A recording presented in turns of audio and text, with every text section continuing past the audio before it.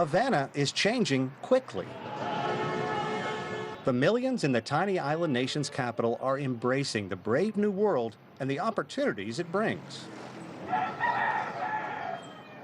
But venture an hour and a half outside of Havana to the small farming community of Alquizar.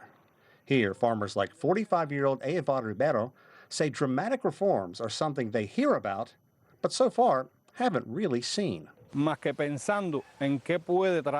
than thinking about what this relationship can bring, I am waiting to see what might result from this, what benefits come from this relationship.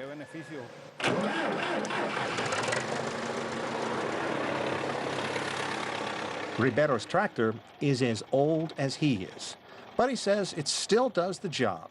So the news about a new U.S. tractor factory to be built in Cuba that would provide expensive new equipment right now means little to a man that has been able to feed his family with his reliable old workhorse, the rich soil, and a solid government contract. This is one of the most productive regions in the country. The soil is capable of growing any kind of crop you can plant.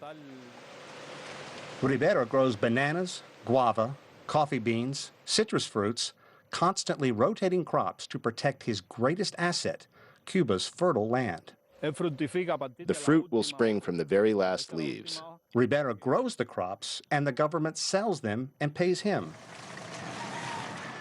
Life is slow in the heart of the tiny town. Here, bicycles and vintage U.S. cars are still the primary mode of transportation. There's no hustle and bustle here.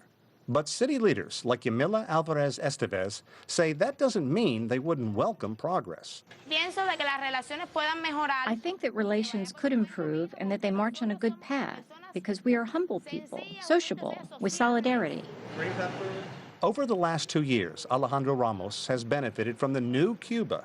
He pays about $18 a month to rent this store in Alquizar to sell fruits and vegetables. Ramos is among the growing breed of self-employed workers in the country excited about normalizing relations with the United States. This is something we have been waiting for many years, and we are advancing in many ways.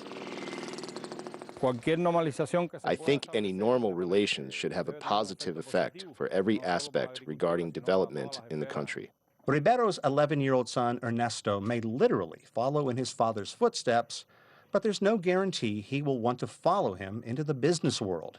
Reforms are opening a new world here, one that could make Cuba dramatically different by the time Ernesto is ready to enter the workforce.